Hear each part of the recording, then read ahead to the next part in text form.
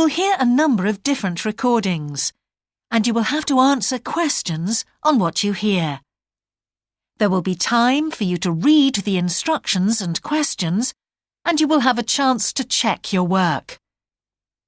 All the recordings will be played once only. The test is in 4 sections. At the end of the test, you will be given 10 minutes to transfer your answers to an answer sheet. Now turn to Section 1. Section 1. You will hear a man asking for information about health services in the place where he is living. First, you have some time to look at questions 1 to 6.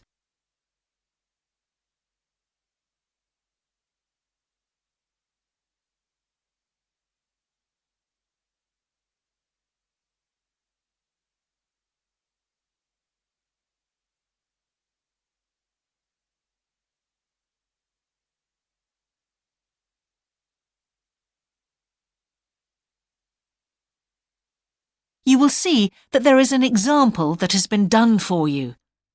On this occasion only, the conversation relating to this will be played first. Can I help you? Yes, I've just moved to this area with my wife and children, and I'd like to know where we can all register with a doctor at a health centre. Oh, OK. Well, there's Dr. Green at the Harvey Clinic. The woman says the doctor at the Harvey Clinic is called Dr. Green, so Green has been written in the space. Now we shall begin. You should answer the questions as you listen, because you will not hear the recording a second time. Listen carefully and answer questions 1 to 6. Can I help you? Yes, I've just moved to this area with my wife and children, and I'd like to know where we can all register with a doctor at a health centre. Oh, OK. Well, there's Dr. Green at the Harvey Clinic. We always recommend her for babies because she's very good with them and she runs a special clinic. Oh, actually, my youngest child is 5, so that wouldn't be any good for us. Right. Is there anywhere else I could try? Yes, the Eshcol Health Practice is the next one on my list. How do you spell that? Eshcol. And it's Dr. Fuller who has space on his list. The clinic only opened a year ago, so the facilities are all very modern. That sounds good. And it's particularly good if you're busy during the day because they also do appointments in the evening. They're closed on Saturday, though. The only other place on the list is the health centre on Shore Lane. You can register with Dr. Gormley. That's Gormley. He's new there, but the centre has a very good reputation. Oh, yes. I think I know the road. That would be the best one. Thanks. Could you tell me, will all their services be free? There are usually some small charges that doctors make. Let me see what it says about the Shore Lane Centre. If you need to be vaccinated before any trips abroad, you won't have to pay for this. What else? The Sports Injury Treatment Service operates on a paying basis, as does the Nutritional Therapy Service. Some health centres do offer alternative therapies like homeopathy as part of their pay-to-use service. Shore Lane are hoping to do this soon. I think they may start with acupuncture. Oh. And finally, if you need to prove you're healthy or haven't had any serious injuries before a new employer will accept you, you can get a free fitness check-up there. But you'd most likely have to pay for insurance medicals, though. OK, thanks. Before you hear the rest of the conversation, you have some time to look at questions 7 to 10.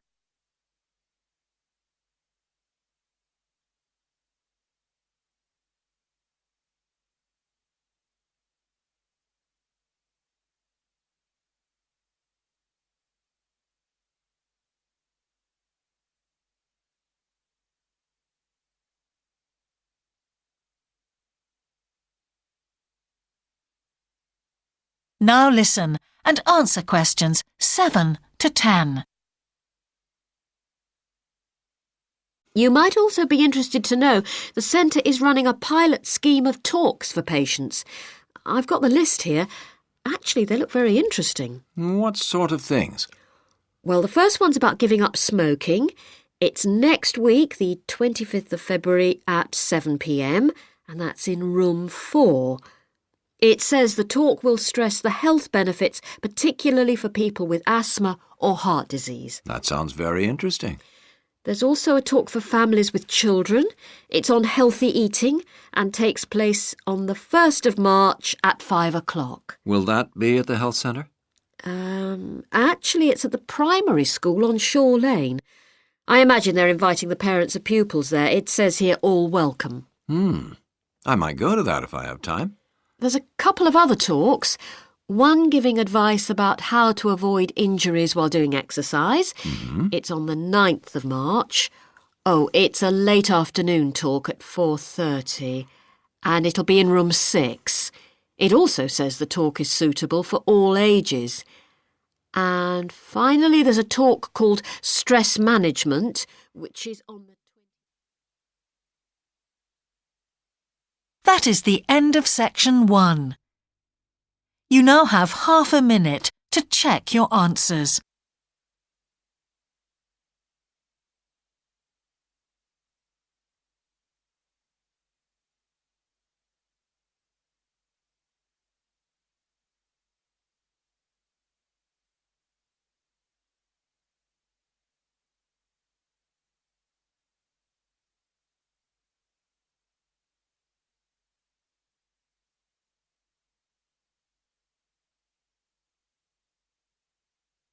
Now turn to section 2.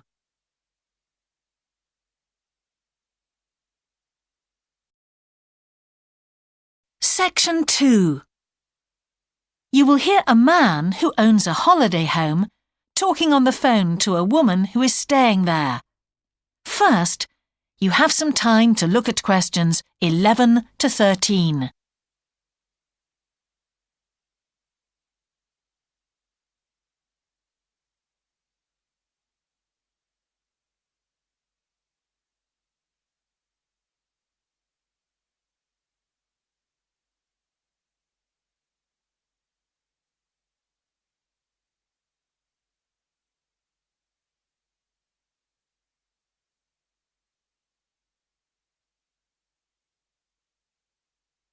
Now listen carefully and answer questions 11 to 13. Hello? Hi, it's Laura Carlton here. We've just arrived at the holiday flat, but I can't get the hot water and heating to work. Oh, right. That's easy. Don't worry. In the upstairs cupboard, you'll find the water heater. You'll see 3 main controls on the left at the bottom of the heater. The first one, the round one on the far left, is the most important one for the heating and hot water. It's the main control switch. Make sure it's in the on position. The switch itself doesn't light up, but the little square below will be black if the switch is off. That's probably what's happened. It's got switched off by mistake. The middle one of these 3 controls, you'll see it's slightly larger than the first one, controls the radiators. If you feel cold while you're there and need the radiators on, this needs to be turned to maximum. The last of the 3 controls, the one on the right, is usually on about a number 4 setting, which for the water in the taps is usually quite hot enough. Below the heating controls in the middle is a small round plastic button. If there isn't enough water in the pipes, sometimes the heater goes out. If this happens, you'll need to press this button to reset the heater. Hold it in for about 5 seconds and the heater should come on again. Then there's a little square indicator under the 3rd knob that's a kind of alarm light. It'll flash if you need to reset the heater. It sounds complicated. I'm sure you won't have any problems with it. There should be some more instructions on the side of the heater. Call me back if you can't make it work. OK. Before you hear the rest of the conversation, You have some time to look at questions 14 to 20.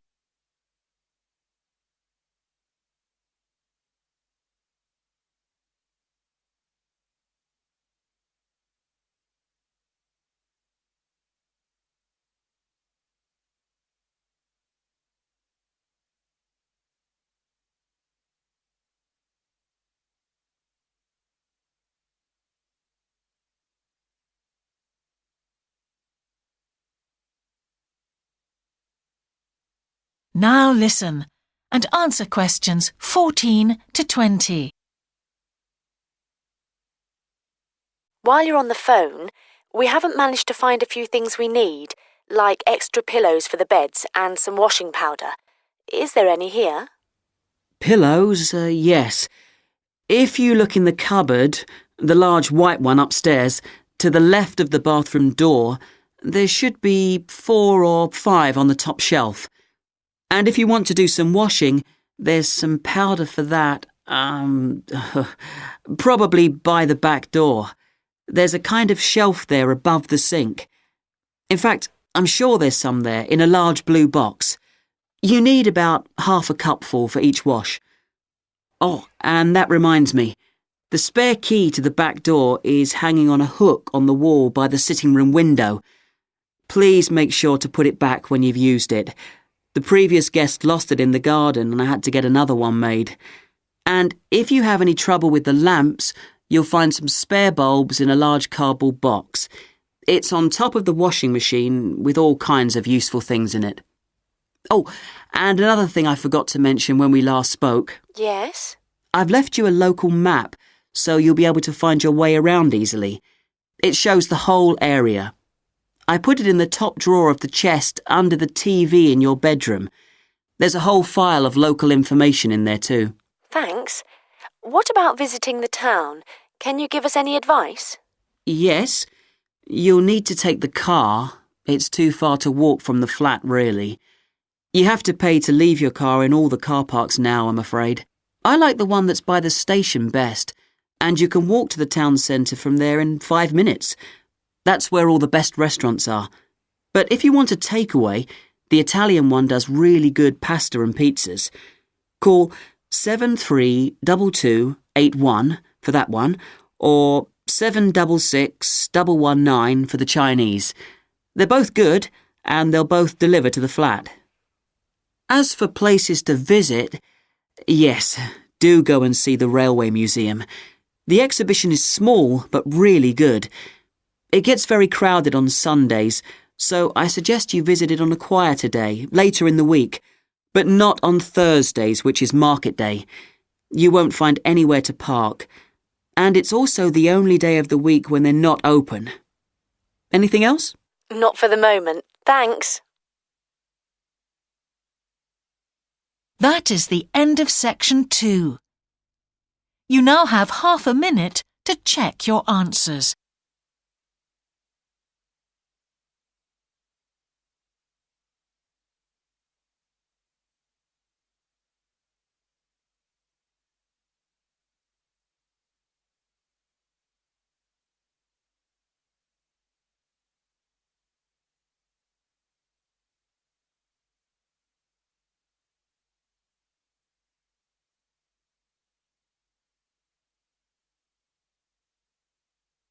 Now turn to section 3. Section 3. You will hear a conversation between an English teacher called Paul and a former student of his called Kira. First, you have some time to look at questions 21 to 25.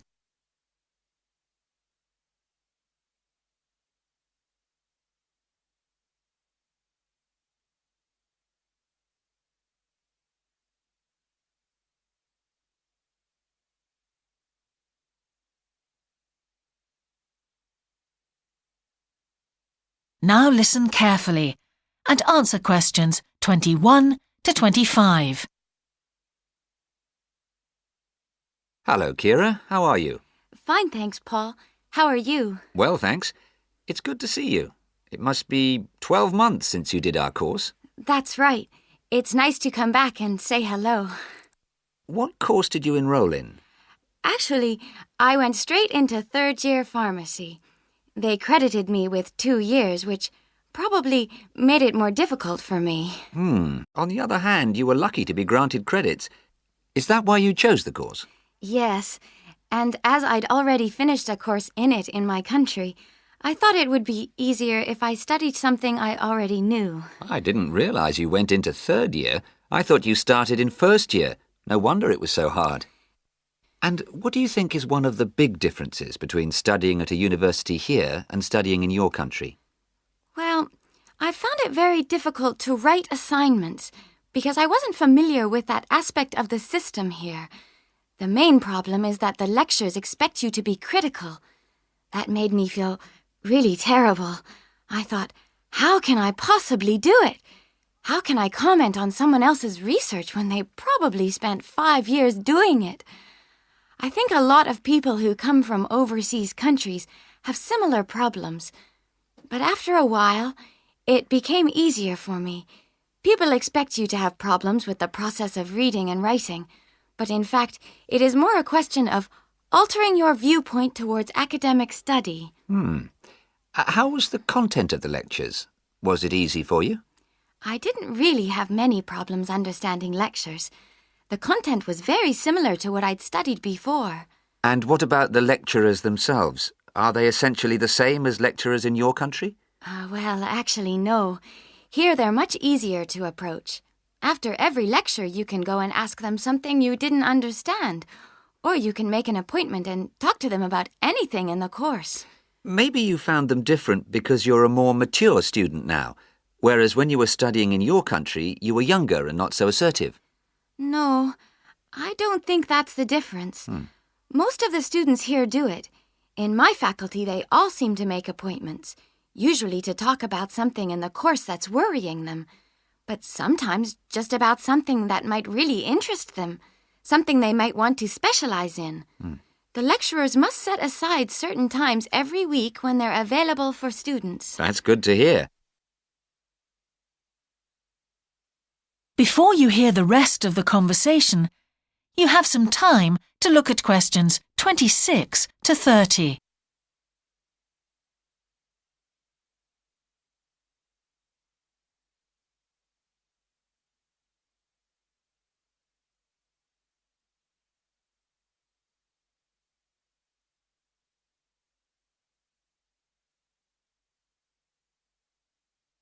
Now listen and answer questions 26 to 30. And how was your timetable? Was it a very busy year? Oh, very, very busy. They make you work very hard. Apart from lectures, we had practical sessions in a lot of subjects. We did these in small groups. I had to go and work 4 hours every week in a community pharmacy. Actually, I enjoyed this very much, meeting new people all the time. Then in second semester, we had to get experience in hospital dispensaries. So every second day we went to one of the big hospitals and worked there. And on top of all that, we had our assignments, which took me a lot of time. Oh, I nearly forgot. Between first and second semesters, we had to work full-time for 2 weeks in a hospital. That does sound a very heavy year. So, are you pleased now that you did it? Do you feel some sense of achievement? Yeah, I do feel much more confident, which I suppose is the most important thing. And have you got any recommendations for people who are studying from overseas? Well, I suppose they need very good English. It would be much better if they spent more time learning English before they enter the university, because you can be in big trouble if you don't understand what people are saying and you haven't got time to translate. Anything else? Well, as I said before, the biggest problem for me was lack of familiarity with the education system here. It sounds as if it was a real challenge. Congratulations, Kira. Thanks, Paul. That is the end of section 3. You now have half a minute to check your answers.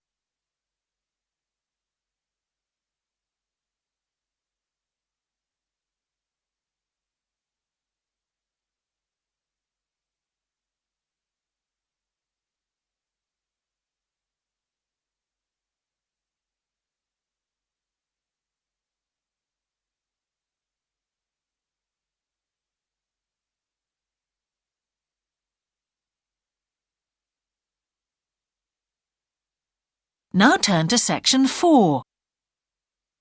Section 4. You will hear a talk about a project on the wildlife found in city gardens in Britain. First, you have some time to look at questions 31 to 40.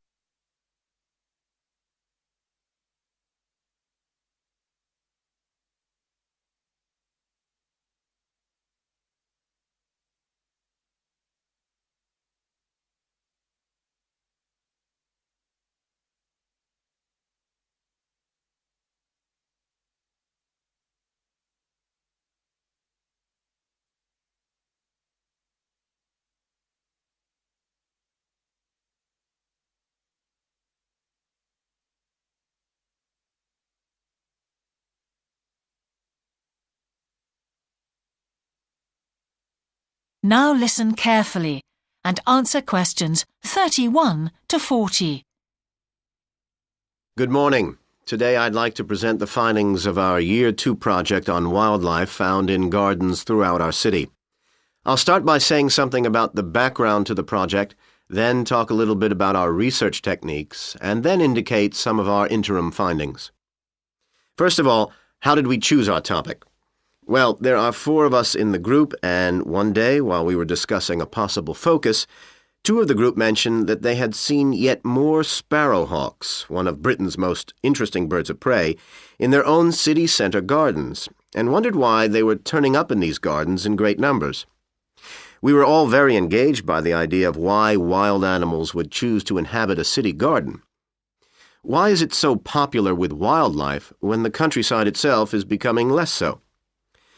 The first thing we did was to establish what proportion of the urban land is taken up by private gardens.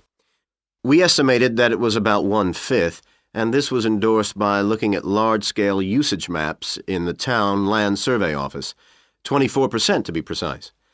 Our own informal discussions with neighbors and friends led us to believe that many garden owners had interesting experiences to relate regarding wild animal sightings. So we decided to survey garden owners from different areas of the city. Just over 100 of them completed a survey once every 2 weeks for 12 months, ticking off species they had seen from a pro forma list, and adding the names of any rarer ones. Meanwhile, we were doing our own observations in selected gardens throughout the city. We deliberately chose smaller ones because they were by far the most typical in the city. The whole point of the project was to look at the norm, not the exception. Alongside this primary research on urban gardens, we were studying a lot of books about the decline of wild animals in the countryside and thinking of possible causes for this. So what did we find? Well, so much that I just won't have time to tell you about here. If you're interested in reading our more comprehensive findings, we've produced detailed graphic representations on the college website, and of course any of the group would be happy to talk to you about them. Just email us. What we've decided to present today is information about just 3 species because we felt these gave a good indication of the processes at work in rural and urban settings as a whole.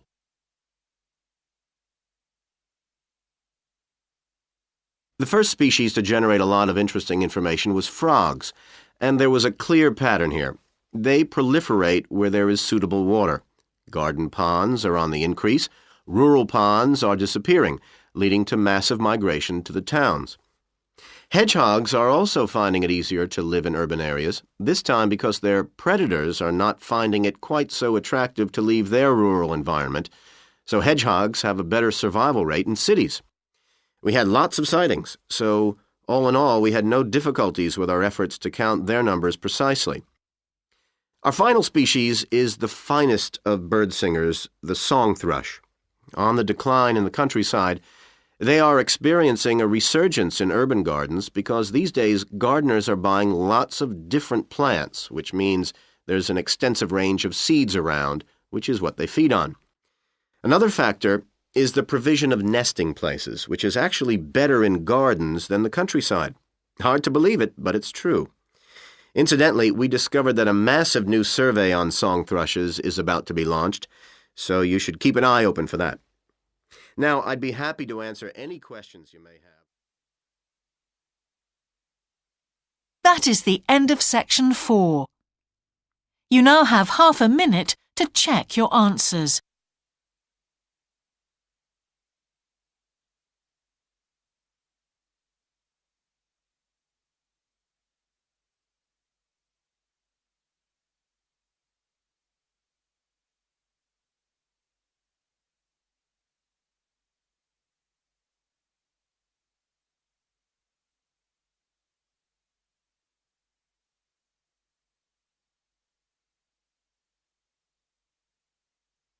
That is the end of the listening test. In the IELTS test, you would now have 10 minutes to transfer your answers to the answer sheet.